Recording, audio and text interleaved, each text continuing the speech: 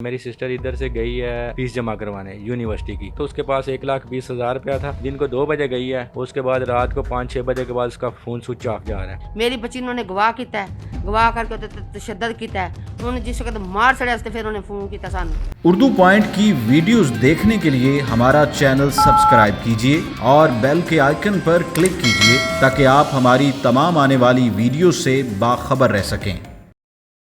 अस्सलाम वालेकुम नाज़रीन, मैं हूं सईद फसीउल हसन और आप देख रहे हैं उर्दू पॉइंट। मैं इस वक्त मौजूद हूं गुजरात में। आपने एक तस्वीर सोशल मीडिया पर गर्दिश करते हुए देखी होगी जिसमें एक लड़के ने एक लड़की को गोद में उठाए लेके जा रहा है एक हॉस्पिटल के अंदर, और उसने हॉस्पिटल के अंदर उसको छोड़ा और छोड़ने के बाद भाग गया। ये कहानी जब कुछ दिनों के बाद खुली तो पता चला कि वो लड़की जो है वो मरी हुई थी या हॉस्पिटल में जाकर मरी।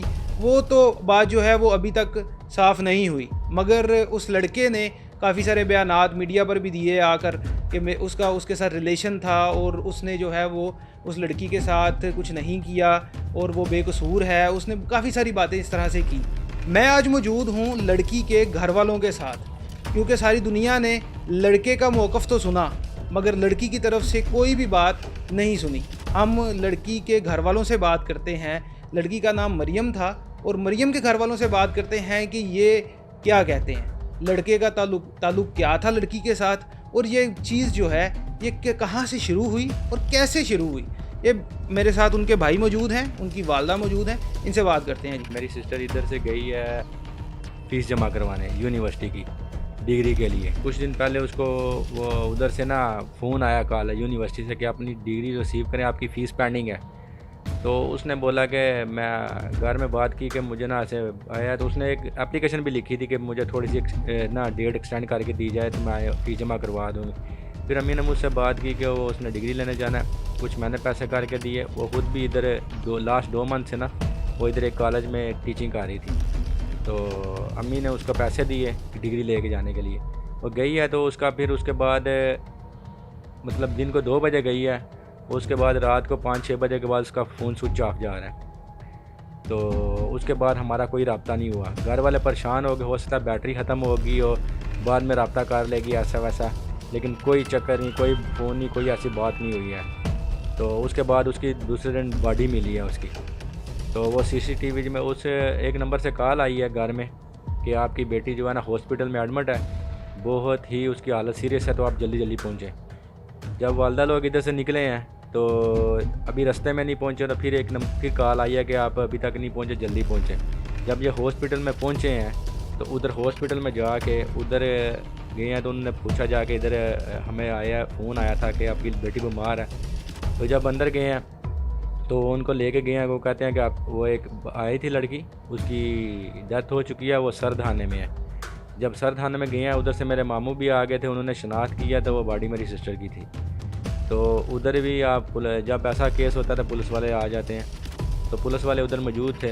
तो उन्होंने अम्मी लोगों से पूछा कि आपको कैसे पता चला कि आपकी इधर हॉस्पिटल में बेटी की बीमार है या कैसे पहुंची। तो अम्मी लोगों ने बताया कि इस नंबर से हमें कॉल आई थी, तो इस बंदे ने हमें बोला कि आपकी बेटी सीरियस है, तो आप फटाफट ना जनाह हॉस्पिटल में पहुँच जाए। तो जब जनाह हॉस्पिटल में पहुँचे हैं तो ये हुआ है। जिस बंदे ने आपको फ़ोन किया था उसने अपना नाम बताया? हाँ, उसने उसामा नाम बताया था। जिस बंदे ने फ़ोन किया उसने उसामा नाम बताया और उसने बोला कि ऐसे ऐसे मैं उसको इधर हॉस्पिटल में एडमिट किया। तो बाद में पुलिस वालों ने वो नंबर चेक किया और CCTV चेक किया और उधर से उसको ट्रेस किया और पकड़ लिया। तो वो अभी वो काफ़ी बयान लगा रहा है कि ये है वो है। आप मुझे ये बात बताएं कि जब उसने फ़ोन किया उसामा ने, तो फ़ोन करने के बाद उसामा ने जो है वो बताया था, ये बात आपको बताई थी कि वो आपकी जो बहन है मरियम उनके फ्रेंड हैं या कि वो हॉस्पिटल से बात कर रहे हैं, कोई डॉक्टर हैं? क्या उन्होंने तारुफ क्या करवाया था? नहीं, उसने तारफ़ वगैरह कुछ भी नहीं कराया। उसने सिर्फ इतना बोला कि आपकी लड़की हॉस्पिटल में एडमिट है और आप जल्दी से जल्दी पहुँच जाएँ, उसकी तबीयत नहीं सही है, ठीक है, वो सीरियस कंडीशन में है। हम उसको मरियम के यहाँ से गुजरात से लाहौर जाने के कितने दिन के बाद फ़ोन आया आप?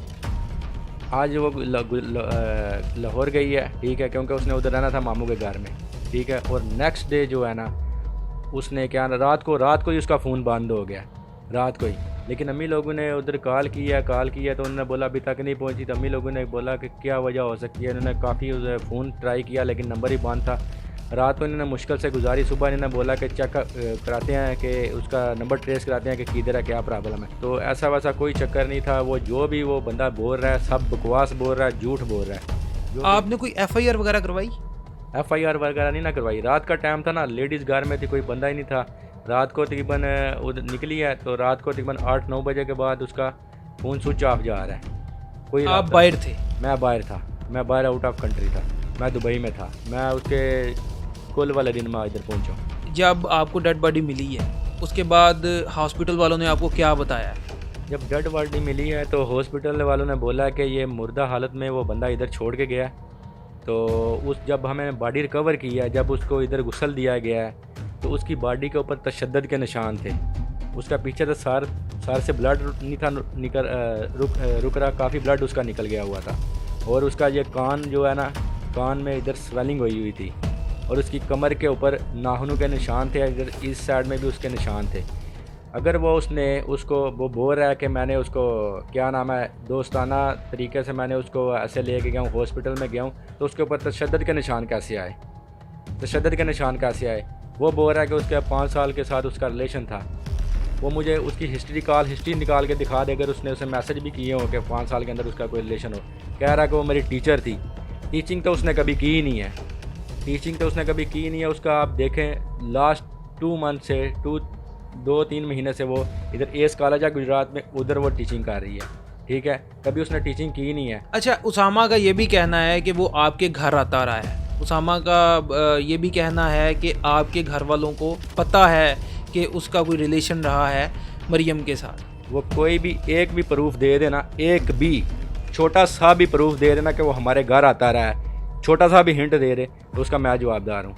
ठीक है, ना हम उसको जानते हैं, ना हमारा उसके साथ कोई रिलेशन है, ना हमने कभी उसको देखे है, ना कभी पहले उसके साथ कभी मिले हैं। ये जितनी भी वो लैंग्वेज बोल रहा है ना, वो सिर्फ वकील की लैंग्वेज बोल रहा है कि वकील उसको बोल रहा है कि बस तुम सिर्फ वकील है या जो भी है, वो सिर्फ ये दोनों साइड से बाहमी रजामंदी बयान करके वो सिर्फ और सिर्फ बचना चाहता है। लेकिन असल हक़ाइक़ यही है, असल कहानी यही है कि उस बंदे ने अपने दोस्तों के साथ मिलके उसके ऊपर तशद्दुद किया, उसके साथ ज़्यादती किया और उसका कत्ल किया। DNA रिपोर्ट आ गई है? DNA रिपोर्ट अभी नहीं आई है, 11-12 दिन हो गए हैं, अभी तक रिपोर्ट नहीं आई।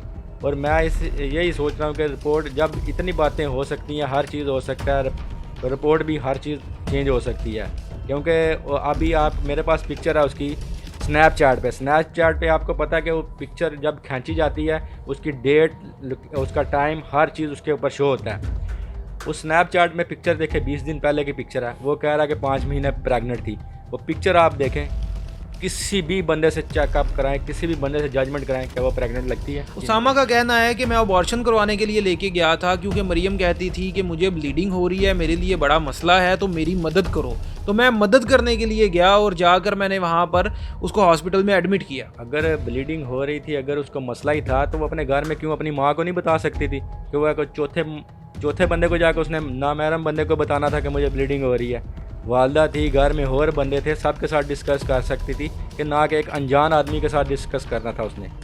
ये आप भी इस चीज़ का समझते हैं? आप मुझे ये बताएं कि जितनी देर वो घर रही हैं यहाँ पे, उनकी एक्टिविटीज़ किस तरह से थी, क्या करती थी, किससे मिलती थी, कौन कौन दोस्त थे, आपके इल्म में थी ये सारी चीज़ें? जितना दिन वो घर में रही है ना, वो लास्ट फरवरी से घर में थी। पहले भी वो घर में ही थी, क्योंकि वो स्टडी के बाद घर में ही थी। उसका कोई किसी के साथ मिलना जुलना, कोई एक्टिविटी नहीं थी। फिर इधर से सिर्फ कॉलेज जाना और कॉलेज से सीधा घर आना। और वो बहुत ही मासूम सी एक लड़की थी, ना उसको कोई ये होता ना कि दूसरी जो चलाक लड़कियां होती हैं उस जैसी कोई उसमें कोई आदत नहीं थी, ना ही कोई उसे किसी चीज़ का शौक़, ना कोई तमा, ना कोई ऐसी वैसी कोई मसला, कोई मिसाल, ना कोई ऐसा कोई प्रॉब्लम थी उसको। जिस दिन वो घर से निकली हैं उनके पास कितने पैसे थे, कितने पैसे वो लेके निकली हैं, कौन कौन सा सामान लेके गई हैं वो घर से? जिस दिन वो घर से गई हैं तो उसके पास 1,20,000 रुपया था।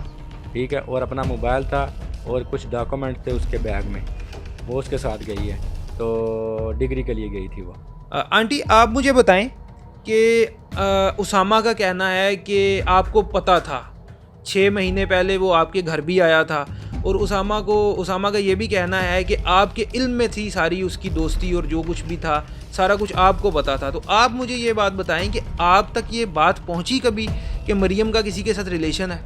कोई किसी किस्म का मसला नहीं है, भी बिल्कुल बकवास करता, बिल्कुल झूठ मारता पिया, अपने आप ਨੂੰ ਬਚਾਉਣ ਵਾਸਤੇ ਕਰਕੇ ਸਿਰਫ ਡਰਾਮੇਬਾਜ਼ੀਆਂ पे ਖੇਡਦਾ ਵੇ। ਨਾ ਮੈਂ ਉਹਨੂੰ ਜਾਣੀਆਂ, ਨਾ ਮੈਂ ਅੱਜ ਤੱਕ ਉਹਦੀ ਸ਼ਕਲ ਵੇਖੀ ਹੈ। ਬਿਲਕੁਲ ਬਕਵਾਸ ਕਰਦਾ, ਝੂਠ ਮਾਰਦਾ। ਮੇਰੀ ਬੱਚੀ ਨੂੰ ਉਹਨੇ ਗਵਾਹ ਕੀਤਾ ਹੈ, ਗਵਾਹ ਕਰਕੇ ਉਹਦੇ ਤੇ ਤਸ਼ੱਦਦ ਕੀਤਾ ਹੈ। ਉਹਨੂੰ ਜਿਸ ਵਕਤ ਮਾਰ ਛੜਿਆ ਤੇ ਫਿਰ ਉਹਨੇ ਫੋਨ ਕੀਤਾ ਸਾਨੂੰ।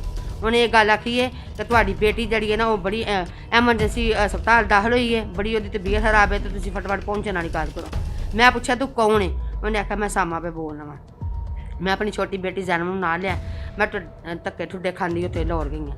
ਉਹਨਾਂ ਨੂੰ ਪਤਾ ਲੱਗਿਆ ਕਿ ਸਰਦਹਾਨੇ ਲੈ ਗਏ ਨੇ। ਸਰਦਹਾਨੇ ਗਈਆਂ, ਮੈਂ ਆਪਣੇ ਭਰਾ ਨੂੰ ਫੋਨ ਕੀਤਾ, ਮੇਰਾ ਪਤਰੀਆ ਉੱਥੇ ਪਹੁੰਚਿਆ ਸੀ, ਸਾਡੇ ਉੱਥੇ ਰਿਸ਼ਤੇਦਾਰ ਪਹੁੰਚੇ ਸਨ। ਉਹਨੇ ਆਖਿਆ ਤੁਸੀਂ ਕੋਈ ਨਿਸ਼ਾਨ ਦੇ ਦਿਓ। ਅਸਾਂ ਫਿਰ ਉਹਨਾਂ ਨੂੰ ਸ਼ਨਾਖਤੀ ਕਾਰਡ ਦਿੱਤਾ, ਉਹਨਾਂ ਸਾਡਾ ਸ਼ਨਾਖਤੀ ਕਾਰਡ ਵੇਖਿਆ। ਉਹਨਾਂ ਆਖਿਆ ਕਿ ਤੁਹਾਨੂੰ ਕਿਹੜੇ ਨੰਬਰ ਤੋਂ ਕਾਲ ਆਈਏ। ਮੈਂ ਉਹਨਾਂ ਨੂੰ ਫਿਰ ਨੰਬਰ ਦਿੱਤਾ, ਮੈਂ ਕਿਹਾ ਤੁਸੀਂ ਇਹ ਨੰਬਰ ਤੋਂ ਤੁਸੀਂ ਸਾਨੂੰ ਕਾਲ ਆਈਏ। ਉਹਨਾਂ ਨੇ ਫਿਰ ਵੱਡਾ ਉਹਨਾਂ ਦਾ DPO ਨੇ ਫੋਨ ਕੀਤਾ। ਉਹਨੇ ਆਖਿਆ ਮੈਂ ਹਸਪਤਾਲ पे बोलना वा, ਤੂੰ ਕੌਣ? ਉਹਨੇ ਆਖਿਆ ਮੈਂ ਸਾਮਾ पे बोलना वा। ਇਹ ਤੁਸੀਂ ਜਿਹੜਾ ਮਰੀਜ਼ ਦਾਖਲ ਕਰਾ ਕੇ ਗਏ ਹੋ ਉਹਦੀ ਬੜੀ ਸਖਤ ਤਬੀਅਤ ਖਰਾਬ ਹੈ, ਉਹਦੇ ਲਵਾਰਸਾਂ ਨੂੰ ਬੁਲਾਓ। ਇਹਨੇ ਕਿਹਾ ਕਿ ਮੈਂ ਉਹਨਾਂ ਨਾਲ ਲੈ ਕੇ ਆਉਣ ਲਗਾਵਾਂ। ਅਸੀਂ ਉਸ ਵਕਤ ਥਾਣੇ ਉੱਥੇ ਬੈਠੇ ਸਾਂ, ਸਰਦਾਨੇ ਬੈਠੇ ਸਾਂ। ਇਹਨਾਂ ਫਿਰ ਨੰਬਰ ਟਰੇਸ ਕੀਤਾ ਤੇ ਉਹਨੂੰ ਫੜਿਆ ਵੇ। ਜੇ ਉਹਦੀ ਮੇਰੀ ਬੱਚੀ ਦਾ ਕੋਈ ਮਸਲਾ ਹੁੰਦਾ, ਕੋਈ ਮਸਾਇਲ ਹੁੰਦਾ, ਸਭ ਤੋਂ ਪਹਿਲੋਂ ਉਹਦੀ ਮਾਂ ਅੱਗੇ ਹੁੰਦੀ ਹੈ। ਮਾਂ ਨੂੰ ਸਭ ਕੁਝ ਦੱਸਦੀ ਹੈ ਕਿ ਮੇਰੇ ਕੋਲ ਇਹ ਗਲਤੀ ਹੋ ਗਈ, ਮੈਂ ਤਸਲੀਮ ਕਰਨੀ ਆ, ਮਾਂ ਤੂੰ ਮੇਰਾ ਸਾਥ ਤੇ। ਕੋਈ ਕਿਸੇ ਦਾ ਮਸਲਾ ਨਹੀਂ ਸੀ, ਕੋਈ ਗੱਲ ਨਹੀਂ ਸੀ, ਕੋਈ ਬਾਤ ਨਹੀਂ ਸੀ। ਇਹ ਸਿਰਫ ਆਪਣੇ ਆਪ ਨੂੰ ਬਚਾਉਣ ਵਾਸਤੇ ਕਰਕੇ ਕਰਦਾ ਵੇ। ਪਹਿਲੇ ਨੰਬਰ ਤੇ ਉਹਨੇ ਸਾਰੀ ਉਹਦੀ ਕੰਨ ਦੇ ਤਸ਼ੱਦਦ ਹੋਇਆ ਸੀ, ਉਹਦਾ ਖੂਨ ਨਹੀਂ ਰੁਕਿਆ। ਉਹਦੀ ਜਿਸ ਡੋਲੀ 'ਚ ਉਹਨਾਂ ਪਾਇਆ ਖੂਨ ਦੇ ਲੱਦ ਪੱਦ ਹੋਈ ਸੀ।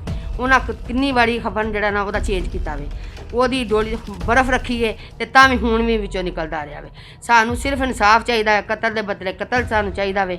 ਅਸੀਂ ਉਹਦਾ ਖੂਨ ਲੈਣਾ। उसामा का बैकग्राउंड आपको पता है? वो कहाँ से है, क्या करता है? हमें इतना भी मालूम पड़ा काफ़ी दिनों बाद उसके पता चला कि इधर उसकी कोई ना ट्रैवल एजेंसी है, फरहान ट्रैवल एजेंसी, ये उनका कोई बेटा है, ठीक है, इधर गुजरात में ज़हूरुल्लाह स्टेडियम में। ये अभी उसका पता चला, लेकिन उसका बाप फौत हो गया, मर गया हुआ है। लेकिन ये अभी ये जो है ना लफंडर हो गया हुआ है, मतलब ये अयाश टाइप जो होता नहीं बंदा ऐसे घूमना, ठीक है, यारों दोस्तों के साथ पार्टियां मस्तियां करनी। बाप का साया तो सारे पे है नहीं, माँ इसको संभाल नहीं सकती। जो घर में इससे कोई गाड़ी वालीवाल है नहीं। छोड़ने के लिए आई थी, उस गाड़ी की कोई रजिस्ट्रेशन निकलवाई हो, उसका कोई रिकॉर्ड निकलवाया हो, वो बंदा ट्रेस हुआ हो जो साथ लेके आया है? वो तो पुलिस ने निकलवाया, उसकी रजिस्ट्रेशन कराया निकाली है, तो तभी ये पकड़े गए हैं ना सारे। पुलिस की रजिस्ट्रेशन ने वो गाड़ी की रजिस्ट्रेशन निकाली है, तो उसी से ये पकड़े गए हैं कि कौन था। और जो गाड़ी चला रहा था उसके ऊपर ही पुलिस गई है, लेकिन उसने बुरी ज़मानत करवाई हुई है। पुलिस वाले से मेरी बात हुई है उनसे, उन्होंने बोला बुरी ज़मानत कराई हुई है, लेकिन इंशाल्लाह ताला वो भी आएगा, जुगाड़ में आएगा। हमें बस इंसाफ चाहिए, हम इस चीज़ में बस हम यही चाहते हैं कि हमें जल्द से जल्द बस इंसाफ मिले।